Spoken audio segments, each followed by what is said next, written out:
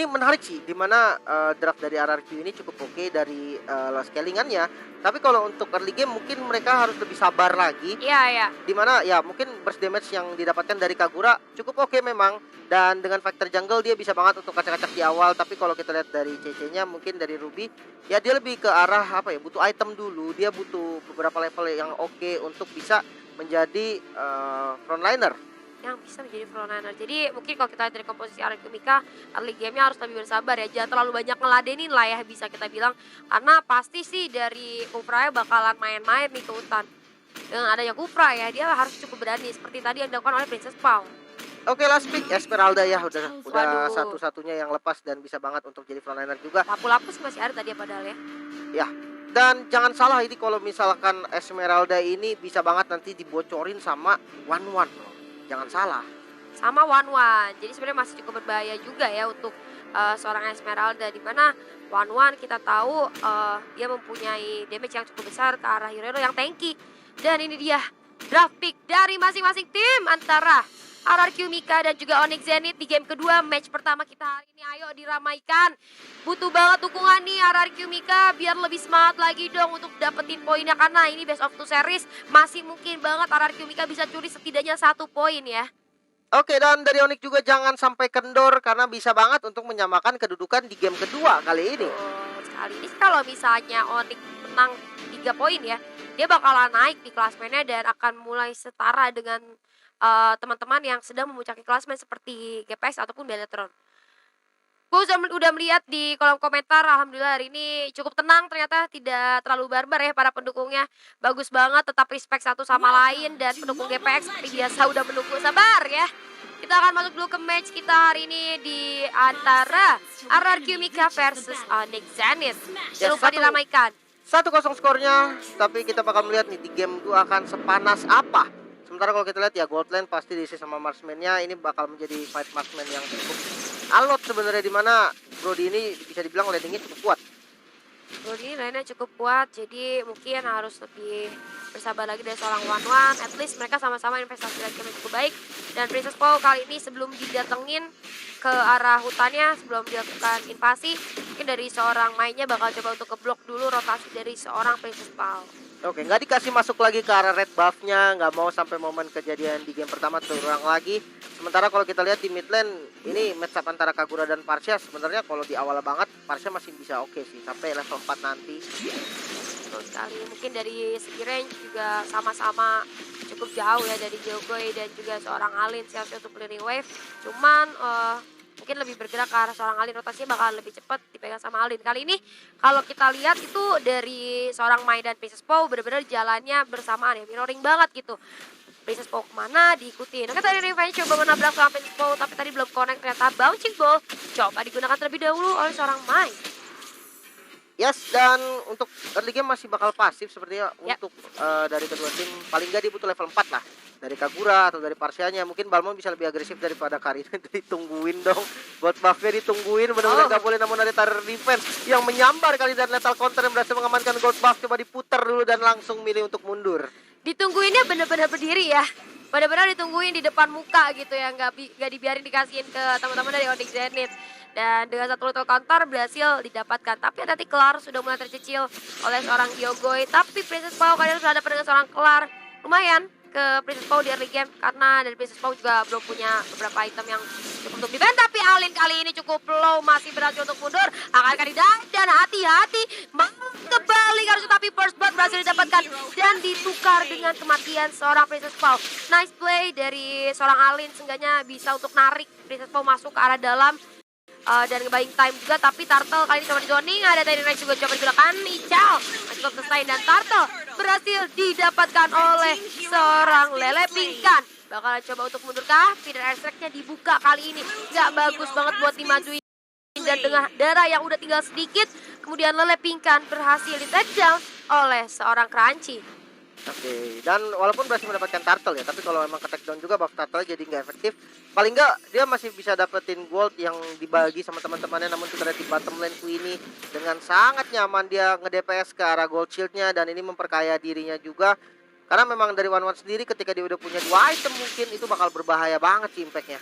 Ya, betul sekali, dan kita lihat Ical dengan Benedetta-nya sih agresif banget ya. Walaupun dia udah mulai terkena beberapa damage dari seorang Crunchy dan kehilangan beberapa darahnya, tapi nggak masalah. Fokusnya terhadap clearing wave aja dan langsung pulang. Setelah itu kita lihat Queenie. Oke, masih cukup menang ternyata karena dia ngerasa udah ada Princess Pow ya zoning, dan bagus banget dari Rain juga udah cukup aware kenapa Queenie-nya berani banget buat maju, pasti ada temennya. Jadi dia mundur sedikit ke area turret dan bakal coba untuk melakukan trap di arah base. Rotasinya udah boleh ke gold lane sih, karena emang dua hero ini dua hero mengerikan dan sudah ada Tyrant Rage ternyata mengincar ke arah Princess Pow. Coba untuk di commit kali ini dan berhasil di shutdown ternyata. Harus tumbang dari Princess Pow. Wow, sayang sekali Princess Pow harus ter-take down dan Clar juga di sana masih cukup berasa ke arah seorang Princess Pow. Nggak tahu nanti kita masuk mid ataupun late game apakah masih berasa dari seorang Karina. Tapi kita lihat Telepingkan di sini coba mengusir seorang Clar, cukup sakit ternyata dari seorang Balmond. Tapi sementara itu Gyogoi coba join, sakit. Berani banget nampaknya dan sudah ada Vitara Strike juga yang keluar menumbangkan sebentar. Ternyata Mei juga harus down dan menjadi double kill pastinya next target Alin, dan triple kill pun terjadi, berhasil diamankan oleh Telepingkan. Makan banyak Telepingkan kali ini berhasil mengamankan triple kill, menambah keunggulan gold yang mereka miliki walaupun masih belum begitu jauh, hanya terpaut 1000 aja, tapi at least udah jadi tabungan dari late game, tabungan dari early game yang cukup baik untuk teman-teman RRQ Mika. Oke, dan kalau kita compare dari kedua marksman-nya memang belum ada yang tumbang sih. Tapi kalau dengan kondisi seperti ini mungkin ini bisa lebih fight lagi. Dan karena Revenge barusan gak berhasil connect, masih bisa selamat juga zoning out yang cukup baik. Coba di zoning out karena dari seorang Winnie-nya tadi coba untuk melakukan push, tapi nggak berhasil karena ini juga masih ada gold turret juga ya. Dan Turtle kali ini bakalan coba di setup oleh teman-teman dari RRQ Mika dengan sangat mudah tanpa ada gangguan dari Onyx Zenith. Yang free tadi barusan ya.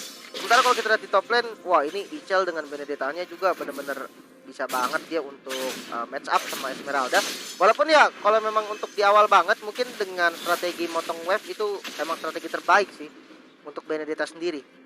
Betul sekali. Jadi dengan mobilitas yang cukup tinggi, cutting wave itu dirasa menurut gue cukup mudah seharusnya. Tapi Clar kali ini hati-hati, Gyogoi cukup sakit ternyata damage output yang diberikan ke arah seorang Clar. Ada satu flame juga digunakan tapi Clar masih berhasil untuk mundur tanpa disadari. Dia coba untuk dapat Little Wonder, udah ditungguin ternyata sama Gyogoi, dan bahkan Little Wonder juga berhasil diamankan oleh seorang Gyogoi. Gila itu tadi semuanya sampai di commit tapi masih kuat banget dari Karinanya, masih belum bisa take down, namun putranya udah nge-charge dari Tara Revenge, ditutup sepertinya barusan sama Princess Pow dan gak berhasil lompat. Dan ya udah sekarat banget dari Queenie kali ini, fight back coba dilakukan.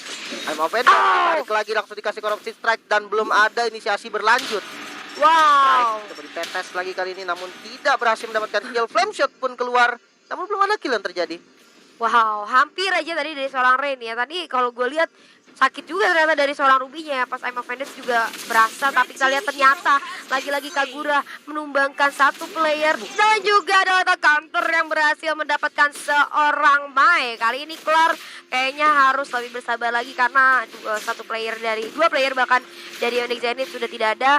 Maka dari itu nggak bisa melakukan inisiasi apapun selain melakukan farming. Dan juga kita lihat Esmeralda-nya dari seorang Crunchy bakal dibiarin free farming dulu, karena ini sih untuk frontliner harusnya mereka cukup banyak makan biar nanti pas masuk arah late game itu bisa diandalkan dari masing-masing side lane, entah itu Benedetta ataupun Esmeralda.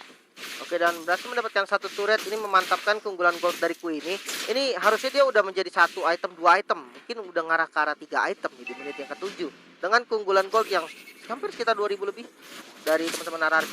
2000 lebih sekarang sudah mulai tertinggal teman-teman Onyx Zenith, tapi nggak masalah, masih banget bisa terkejar ya karena ini masih menit ke-7.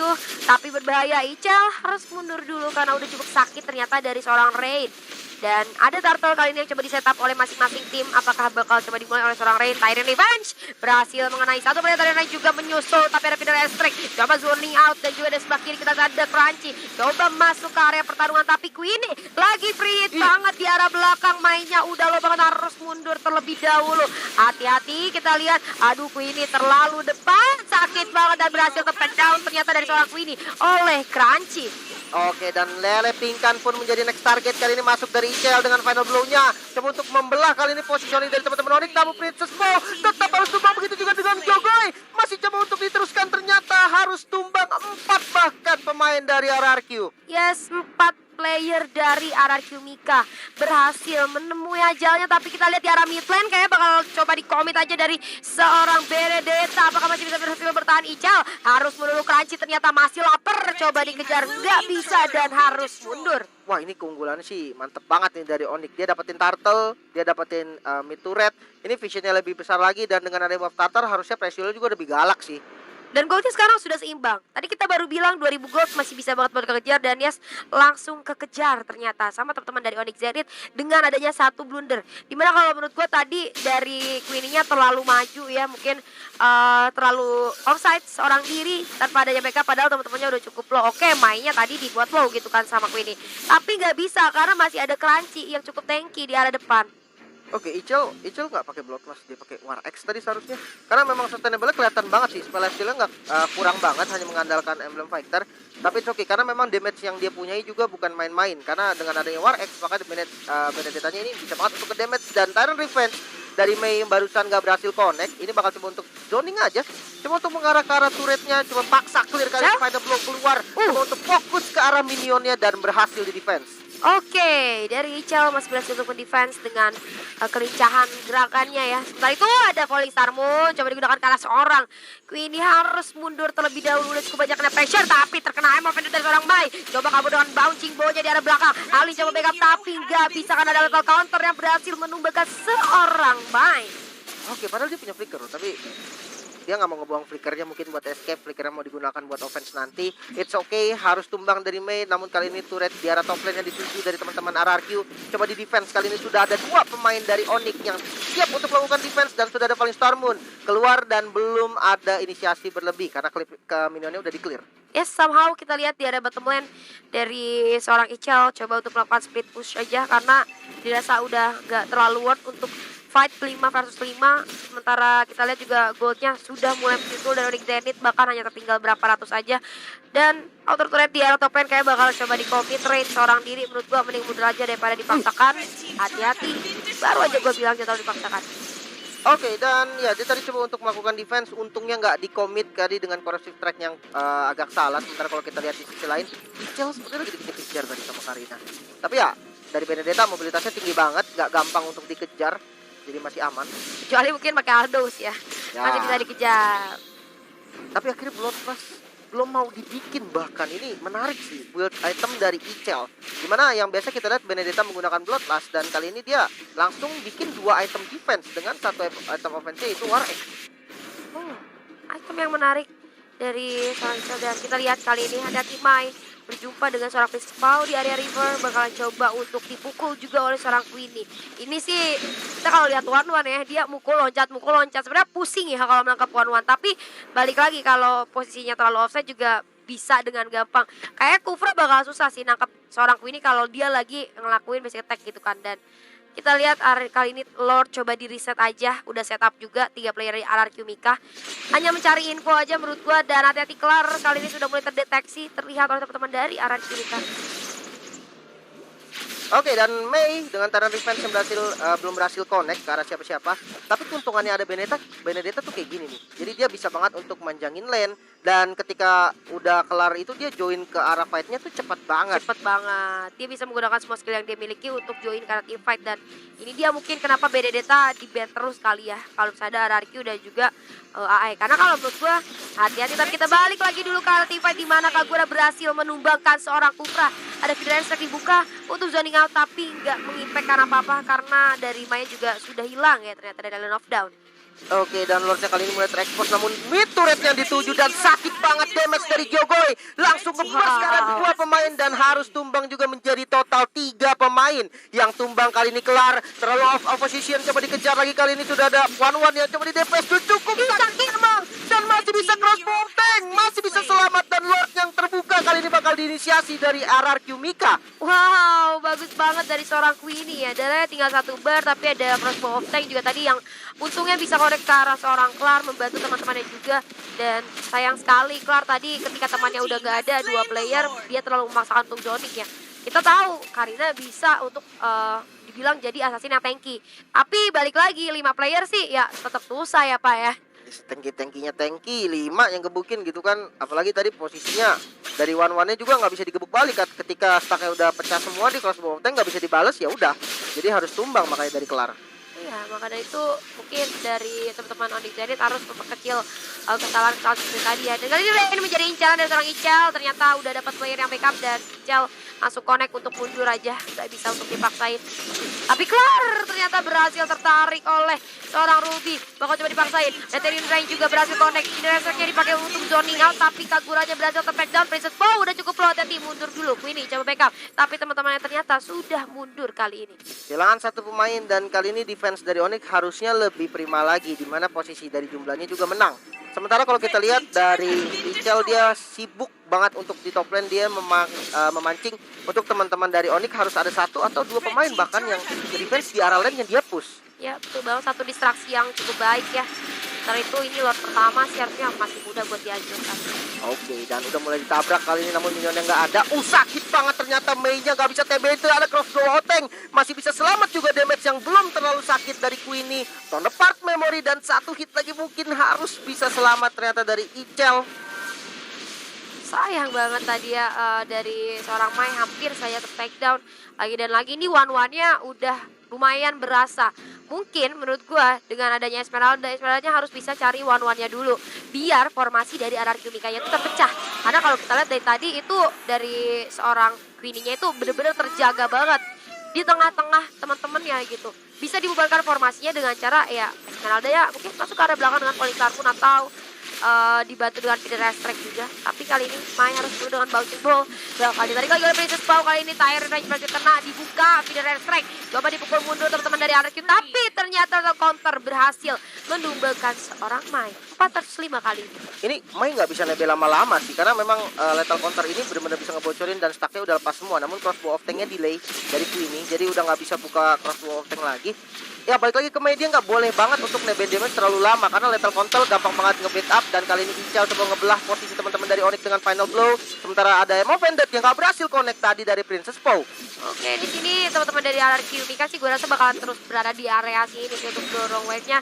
Sementara itu ini turret di area bottom lane lagi coba untuk dihancurkan, tapi ada tidak terlalu dekat. Ini ternyata ada crossbow tank yang berhasil connect dan shutdown berhasil didapatkan oleh seorang Balmond. Bahkan Alin menyusul kematian temannya, kali 2 player yaitu ada Kelar dan juga Crunchy yang harus hilang dan beserta seorang Alin.